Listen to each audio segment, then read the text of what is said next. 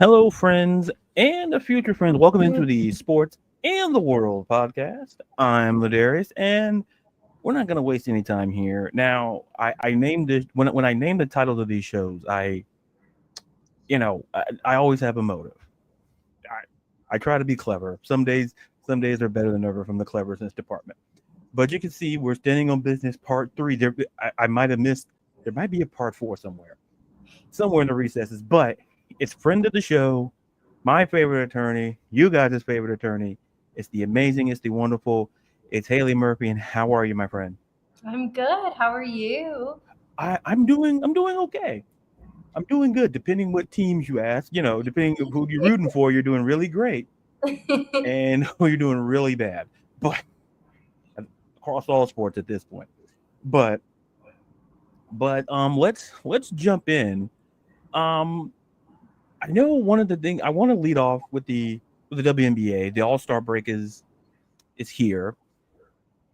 A lot of great. I don't want to say great storylines, but there's a lot of interesting storylines because I feel like I look at the field. And for the record, I'm a Seattle Storm fan, so if there's a little bit of bias, I'm putting it out there now. Implicit or explicit doesn't matter. It's already out there. I took the implicit, made it explicit. Um, and it feels like there's a how can I phrase it? When I look at down, I look at maybe we're on the path for the links look fantastic. I think the Liberty, it feels like one of those things where it's like, are we going to get the links and the Liberty again? And it kind of feels that way, even though each team, you always have a bad loss or two throughout the season. So I'm not going to mark it against it one way or the other. But let's circle back to that. But I want to talk about the Caitlin Clark. She's not going to be there. She's hurt. She was going to do the 3-point contest. She's going to be in the game. And so my question is, it's a twofold question because I kind of talked about Caitlin Clark, I think about 2 episodes ago, and I talked about how she was the leading vote getter and how much she, I set it up like this. I feel like there's her fan base versus WNBA fan base, and it feels like they're clashing on social media. And I feel like Caitlin Clark is not necessarily representative of her fan base to a certain extent, and it was a big deal about she finished like when they did the voting, she was like eighth or ninth amongst the WNBA players, and there's Yeah. a reason for that. Right. So I'm curious to get your thoughts on Caitlin Clark in general, the how the voting was set up there. Your thoughts on the your favorites, whether it's anything Caitlin Clark WNBA related. Your thoughts. Yeah. So obviously, it's a bummer that she won't be playing in the All Star game. I kind of think of it a little bit as a plus side. We get to see someone like Sonia Citrone come out and show her talents in the 3-point contest. So I will be watching that. I'm super excited for that. But yeah, her getting voted ninth by the league, that wasn't surprising, and also it doesn't upset me. You and I have talked about this a bunch. We love Caitlin Clark. We love the WNBA in general, and so for me, players obviously have a different viewpoint than the fans. So I can't sit there and say that they were wrong in how they're voting. I accept it, and I agree. This season has not been her best look compared to last season, statistically. But yeah, it's a bummer that she won't be there. It's going to be interesting. I'm really interested to see if viewership still is up kind of where it should be. With her missing it being in Indiana also kind of helps. But yeah, I think that there's a lot going on this weekend with just this single All-Star break. And yeah, there's a lot. It is a lot to unpack because, like I said, there's a lot of great storylines. Obviously, Caitlin Clark headlining it. It's in Indiana. She's not going to be there. I think that was the whole goal. Injuries happen, and kind of to your point, it feels like, speaking of teams like who have championship hopes, she to me is in the boat of, I think where Indiana goes is where how Caitlin Clark goes. It's not like where I say with like I said with the Lynx, like Nafisa Collier, it feels like the MVP at this point. And unless something, listen, you can make a case for Sabrina Ionescu, you can make a case for Brianna Stewart, but I just look at Nafisa Collier and go like, she looks like the best player in the WNBA, and Caitlin Clark was in that conversation before injuries started to happen. So when I look at these teams, and you brought up Sonia Citrone for the Washington Mystics, who have been playing well. Like when I look at some of these teams, like I look at the Valkyries, they're an expansion team, and expansion teams historically aren't really good in the first year. They're not supposed to be like. I don't care what sport it is. We've seen like whether it's the NBA, any of the major sports, they're not supposed to be good until for a while. The outlier will forever be the Golden Knights, the Vegas Golden Knights, and their dominance when they first started. I'm still not over that. That was so crazy. But to your point, yeah, they're doing great for in their first season as an expansion team. Absolutely. Yeah, and it's like I said, there's outlier. To your point, there's always like the outlier, but like I put them in the same, like you mentioned with the Golden. Like you're not supposed to be this good in year one, and I think that's a testament to how much talent there is in the WNBA. I think, and I'm curious to get your thoughts since I'm on since I'm here. I've always said that the one thing where I've said that they need roster expansion. I think what happens is that, and you see the WNBA draft, there's a good percentage of the players who were drafted who are not even in the league. And you have 3 rounds, and you have 1 extra round than the NBA draft. And yet you have a lesser roster size.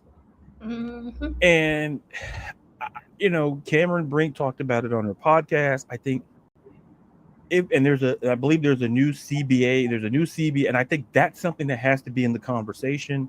Yes.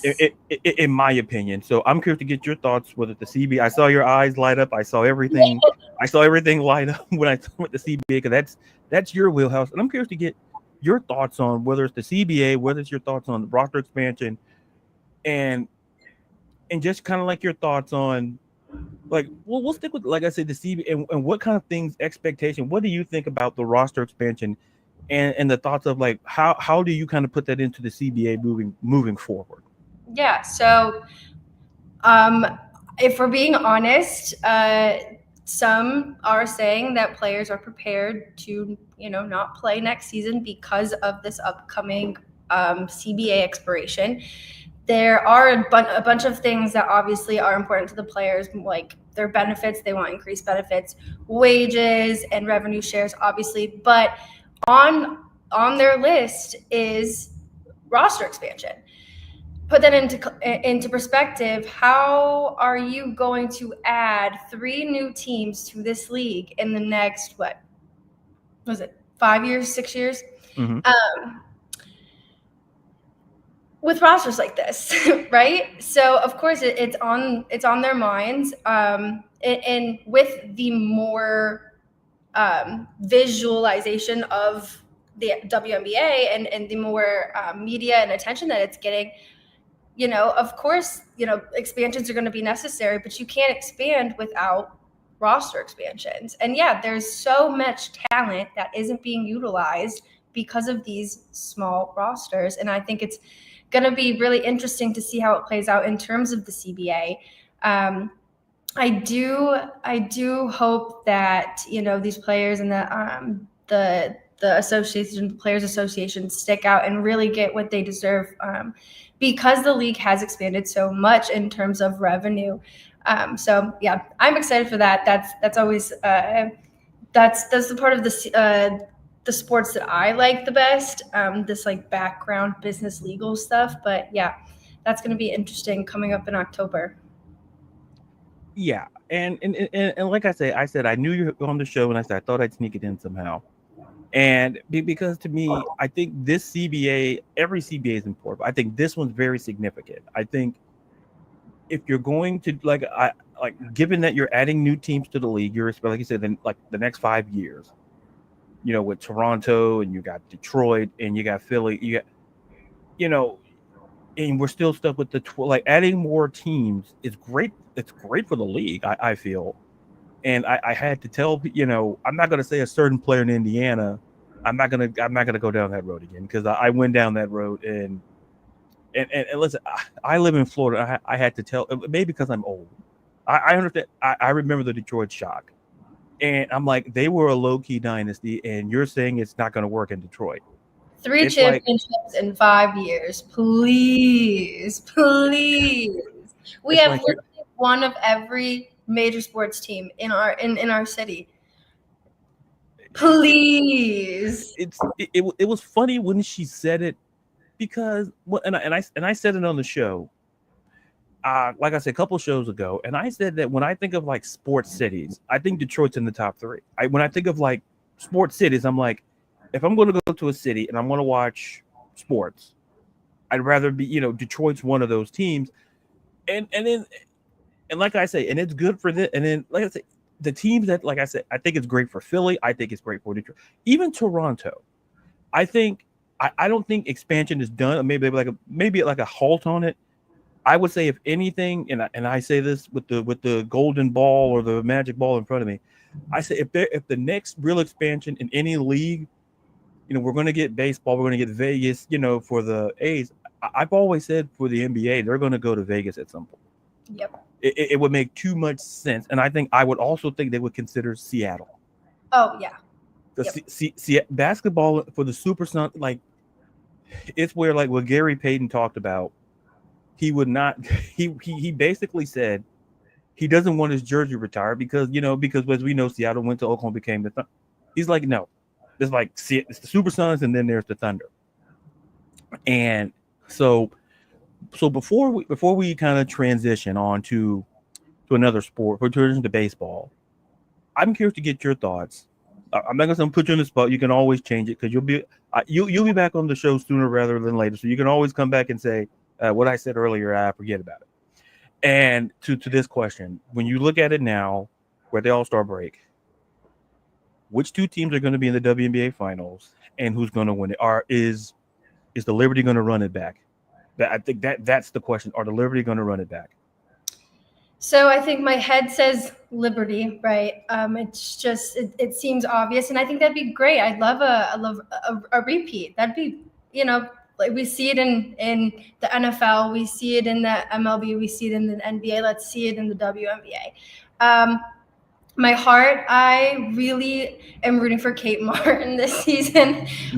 So my heart is really with Vegas right now, or Golden State right now. I don't know. I love her success. I'm also on the Kate Martin to Detroit train. So that's something I'm manifesting. I have several years to kind of get that into motion. But so I definitely think the Liberty will run it back. And that's fun. That's exciting. I love that for the league. That means we've got superstars. That means we've got great, phenomenal players, right? You can equate it to Patrick Mahomes winning the Super Bowl over and over and over and over again. So I would love to see the Liberty win, but I would also love to see, the Valkyrie get a ring too. Yeah. It's great to me. Like I gave the precursor earlier. Listen, I'm a Seattle Storm fan, and I'm going to tell you what concerned me, and I'll just say this really quickly before we transition. The number one thing that concerned me going into the season was the scoring. I knew Nanika could score. I knew Skylar. It's like, well, where are we going to get, and Gabby Williams has just said, she heard what I said and said, well, here you go. Like, I'm like, well, like, Darius, you watched the Olympics. You saw France. Like, you should have known. And then like a Murder, She Wrote moment. I'm like, I didn't think about it at the time. And I'm like, yeah, she did.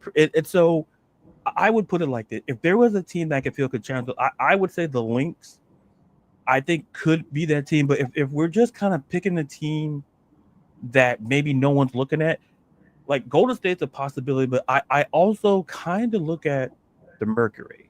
And it was kind of like I was told by people it's supposed to, Diana Taurasi's retired. This team is going to be a lottery team.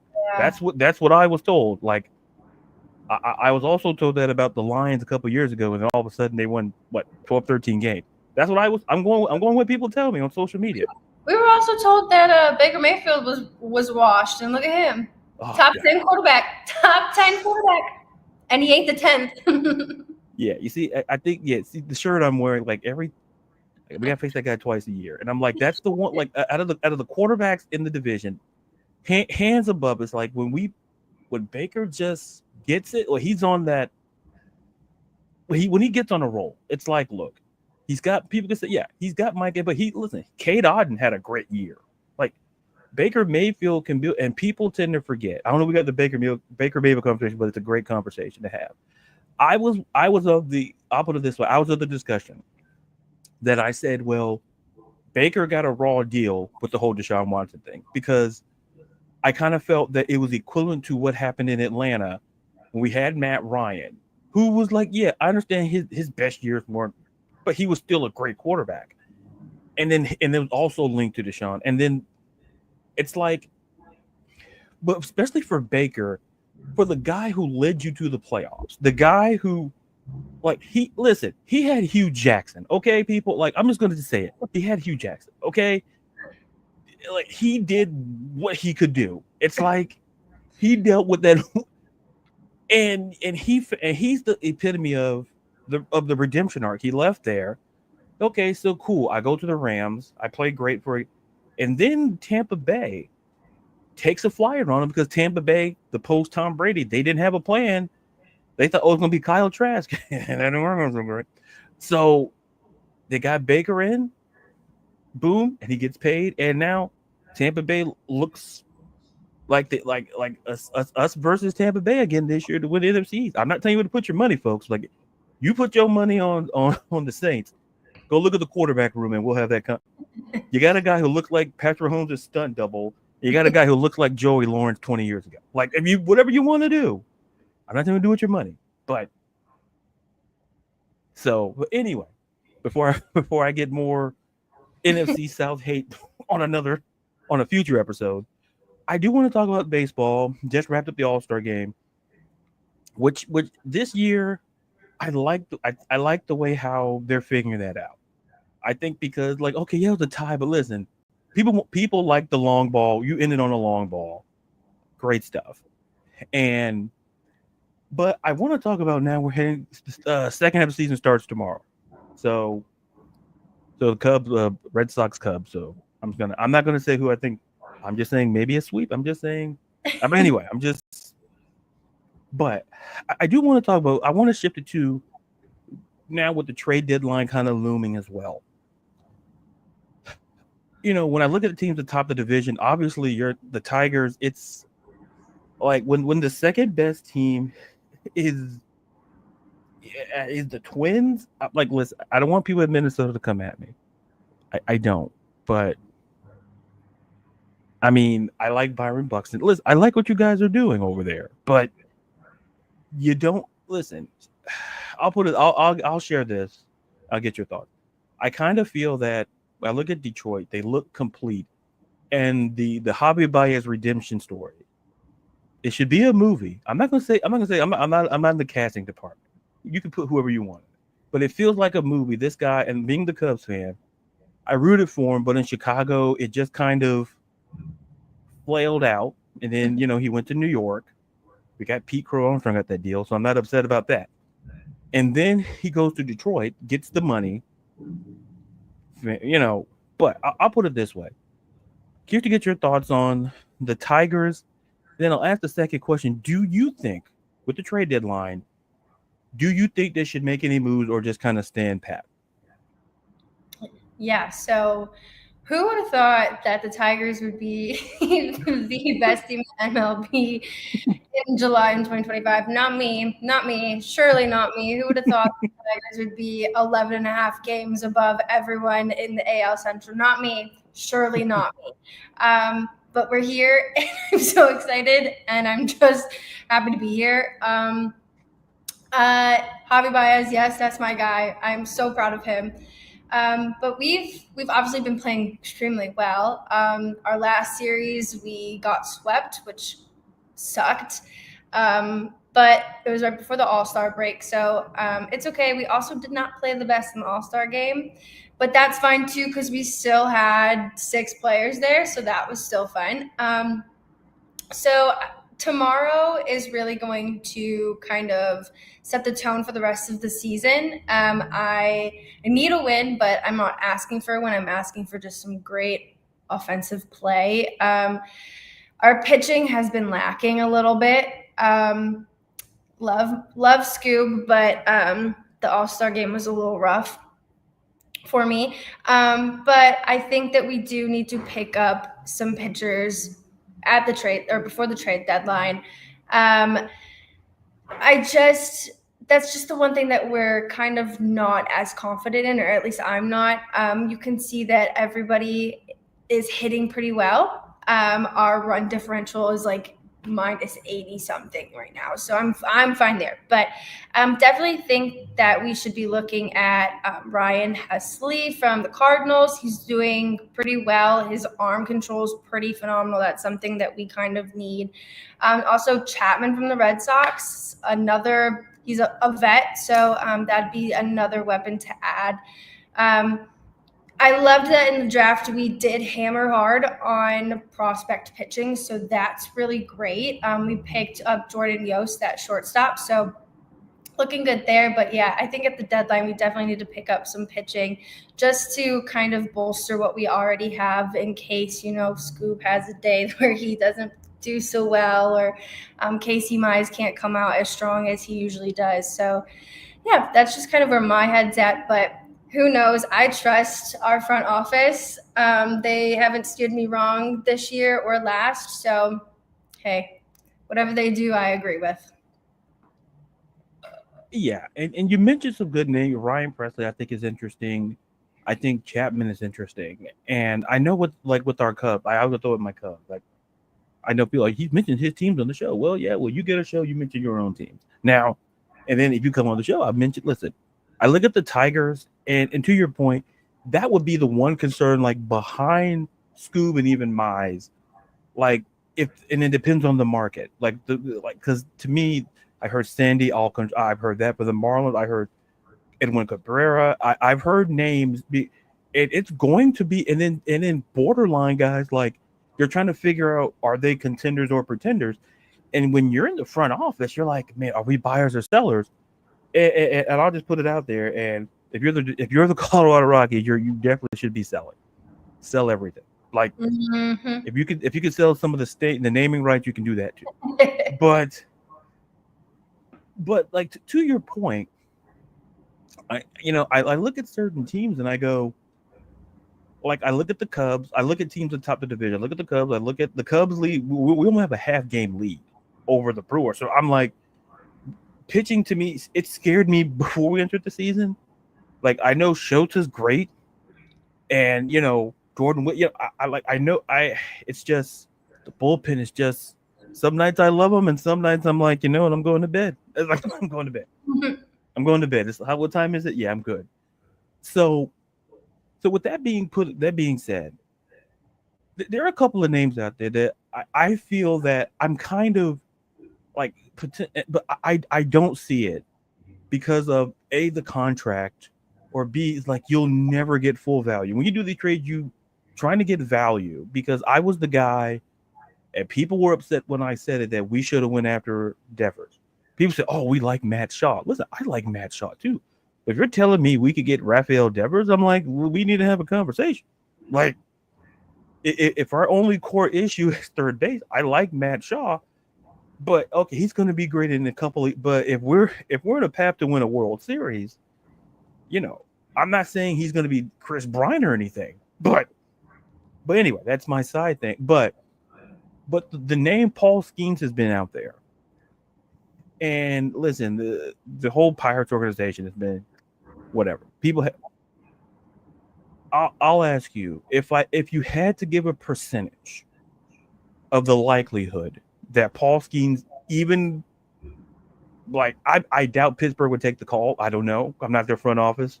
They've traded away good players in the past, but what would be your percentage and gauge of them moving a guy like Paul Skeens, who they have control over.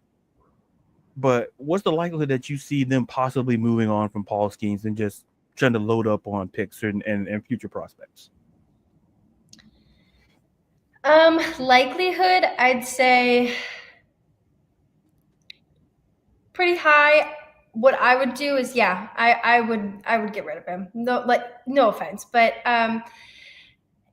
he's wasting his talents. He has no backup offensively, so he himself just needs to break out. But yeah, I think that they could get a lot. They could get a lot for him, but they'd also need to find a team that's willing to pay him. So I guess it's a double-edged sword. Yeah, and you bring up a point, and I think it doesn't get talked about enough. When you make these deals, like it's basically some teams will trade for a rental player and be fine with it. But some, like if you want to keep them, like I look at the Arizona Diamondbacks, and they're a very interesting team. I think they're going to be active. I think they're going to be a very big seller. I look at that roster and I go, yeah, they're gonna, especially in the division they're in. It's the Dodgers and the Padres, and then kind of feels like the Giants are showing a little bit of life, trading for Devers. But it kind of feels like if the Diamondbacks do make a move, I kind of feel that same way. But for Paul Skeens, listen, I'm not saying this because I'm a Cubs fan. I'm not saying I'm one about the division. I'm not going to be upset about it. Like I'm not going to lose a night of sleep over. But it's like I don't want to see that 100-mile fastball anywhere near that division ever again.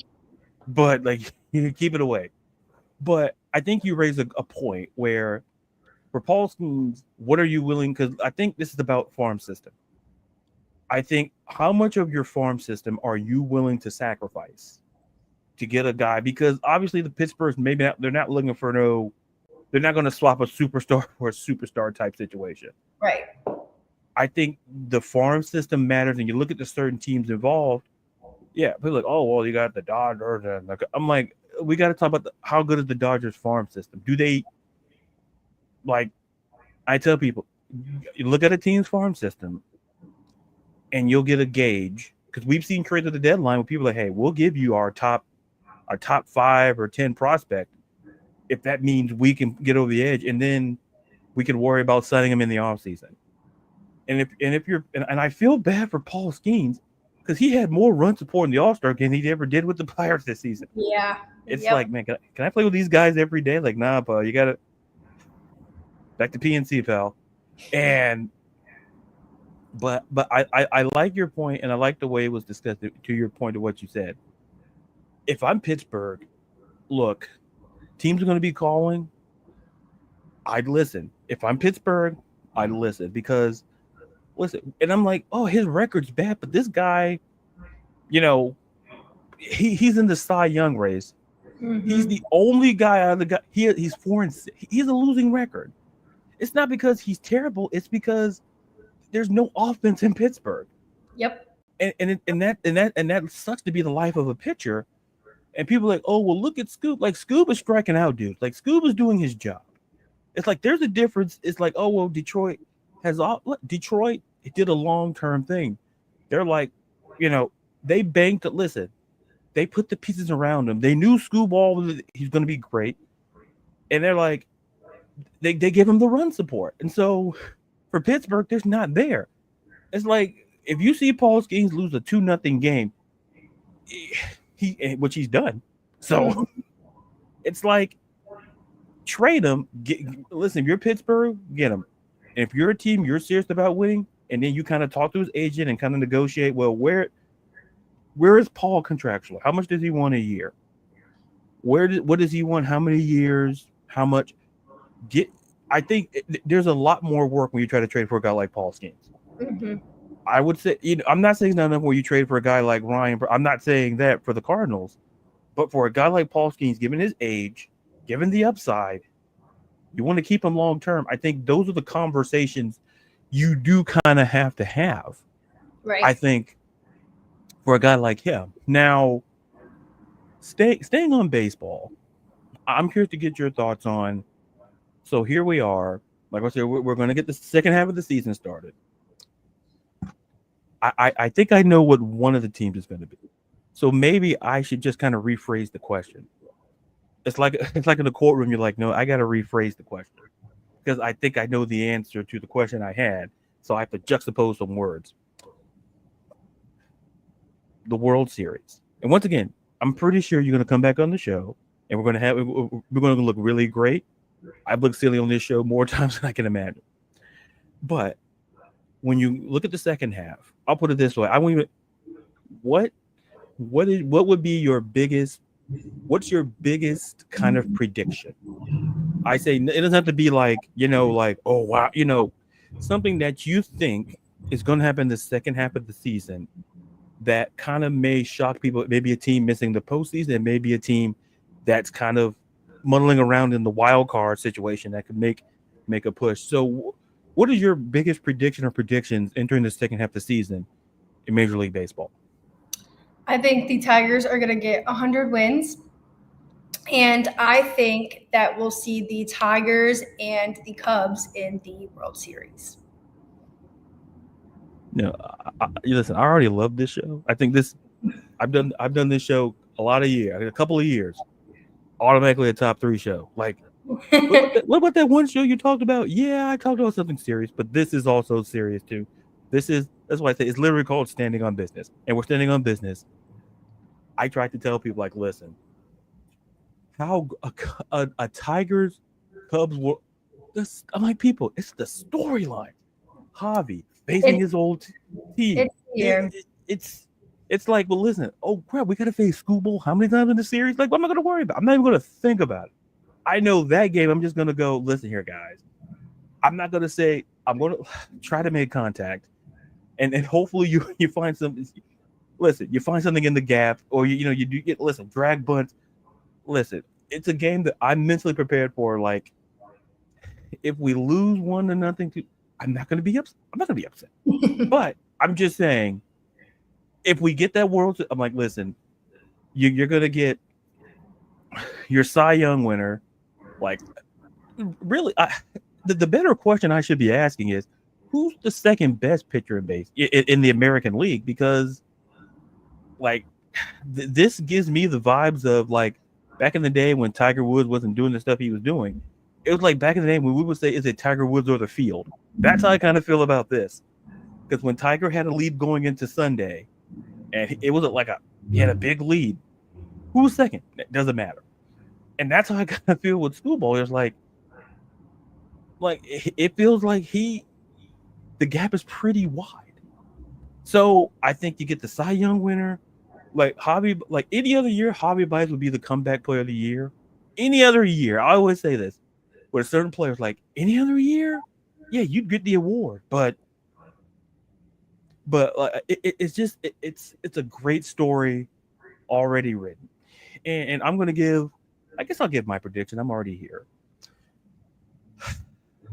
I really thought about this, and I said, do I want to say something that's gonna upset people, or do I want to say something that's gonna make me feel good?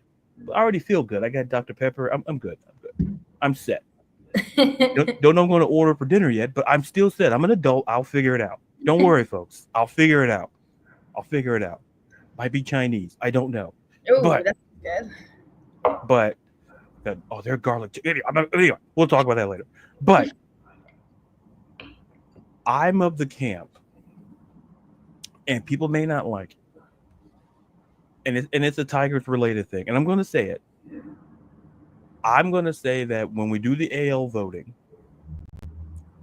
I think Screwball should have some AL MVP consideration. It's a very hard thing to win as a pitcher. But if he's on the track that I think he's on, because we haven't had a guy win, AL or NL win MVP in over 30 years. That's how hard it is to do. But I always say, you look at your most valuable player. I say to people, like, it's a terrible thing. No. If you take Screwball off the Tigers, what would that team look like? And it's a question I had. They would still be a solid team, given their offense with Torkelson and Green, and and Kerry. They would be a solid team. But if you take him off, would the Tigers be in the position they are? And that's how I look at MVP vote. If you take Aaron Judge out the Yankees, listen, that whole dynamic, there's no offense. Like out like Jazz Chisholm, we saw in the All-Star game, who, by the way, I learned not listen. Oh yeah, I laid some money on him. Like, oh, I'm gonna get some great value.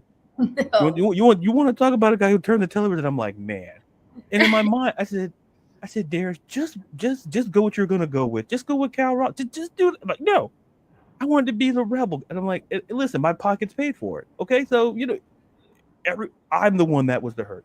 I'm not gonna say I'm the victim, but anyway, if you take him out the lineup, Judge, it changes. Like Ohtani, the Dodgers are stacked, but Ohtani changes the way he's more effective as the hitter than the pitching. He's not going to be a guy. They're not going to get 5 innings out of him. They don't want 5 innings out because they're so deep. They run 6 deep. So, but when I look at Screwball, I go, I wouldn't be shocked when the voting comes. He gets top 3. I think Judge is kind of there, and I'm like, people want to put Cal Raleigh in the conversation. Absolutely. I think Screwball has a case. Like he has a case where I can say he's going to be the Cy Young winner. Why not put him in the AL MVP conversation? Like that's just me, because it's to me, like I talked about pitching. I had Gab on the show a while back.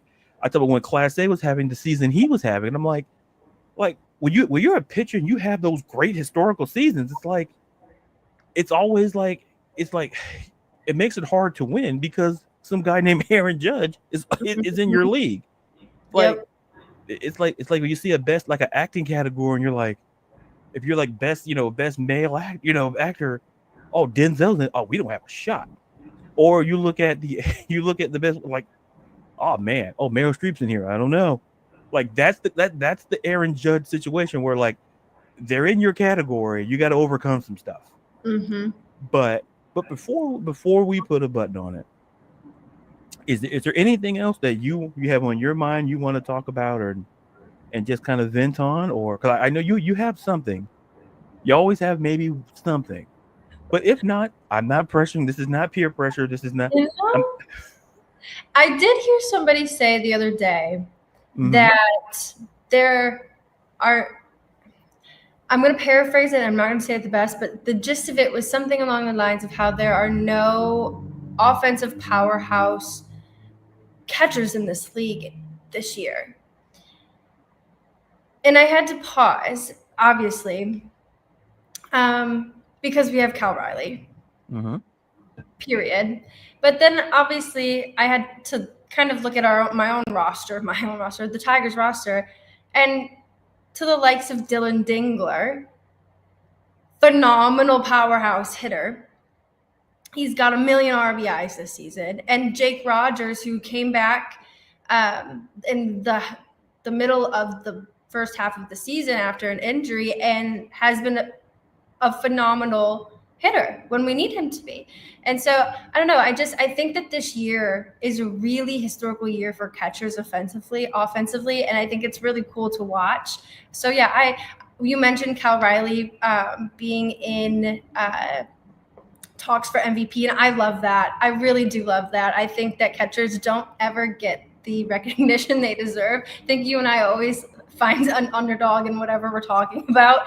And I think catchers are the underdogs. They're always, think of Scoob and Jake Rogers and Dylan Dingler. He has, both have caught for him in games, and he always gives them the props. And I don't think Scoob would be where he's at without, our catchers. On top of, offensively, they're helping us out more than ever. So, yeah, shout out to the catchers in the league this year. Yeah, and you know what? Listen, that's a great point, because when you think of catchers, like, we got to be a great defensive catcher, and we had Wilson, we had Contreras on our team for the Cubs, and he had a bat. I'm like, hey, he could, great defensive guy, get a bat. I'm like, I don't think it's the one position where I think catcher. I think when you look at the infield, I'd argue people don't expect power from second or short either. And because like, oh well, they're just great, just be great defensively, have a decent bat, but for catchers, like for Cal to have the season he's having, and I think what benefits him before we get out of here, what benefits Cal Raleigh is the DH. Is where you don't have to pay 162 behind the catcher like back in the day, like Ivan Rodriguez, like, oh, he had a great bat, but like, oh, you got to play catcher, like oh, well, the pitcher's got to go, like, oh, great. Now in this era, you have a situation, hey, Cal, we're gonna put you at DH today, and that to me, having the DH position has changed a lot of careers. Trajectory. In fact, I'd argue longevity. Guys that you thought were, oh, they're bums. No, DH, just put them in there and be great. Like I tell people, like, listen, Big Papi, like, great playing first base, but Big Papi ain't playing first base 140 or 135, 40 games a year. So before we get out of here, we have something from JC here. He says, everyone but the big dumper is struggling. Like catchers are struggling offensively, but their arms are getting better. Yeah, but I think they're the outliers. And I think like you talked about, Hailee, it's always about the outliers. But so we got to get out of here. But before we go, Hailee, tell all the amazing people where they can find you and your stuff. You can find me on all social media platforms at the Hailee, Hailee Murphy, Murphy. And that's our show. Thanks for watching. No, I'm just joking. It went by so fast. But no. And folks, you can like and listen to this episode and every episode of the Sports of the World podcast. Or listen, we go live weekly with Hailee over there. Listen, I don't know, but are we live? Yeah, we're live. I don't know. I listen, I might need a co-host coming, I'm just saying. I don't like to listen. I think I put on a spot like 6 times this show. That's how leadership works. like we could go like in an office, like nobody's watching, like, oh, I want to talk about the co-hosting job. I don't want to do it. They go on the show. I'll think about it. It's like, no. But like, I always love having you on, Hailee. You know that. And like I say, you're always welcome back on here. And like, listen, like at some point, listen, you're a co-host of this show as far as I'm concerned. So you can always cut me off and say your points, and I'm zero offended.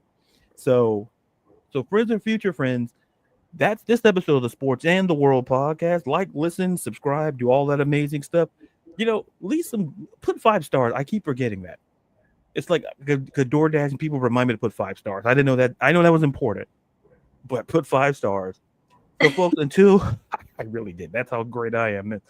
But until you hear or see me again next time, once again, Hailee, thank you so much. And to all of you, be real, be you, be blessed, and be safe. We're all here from the Sports and the World podcast.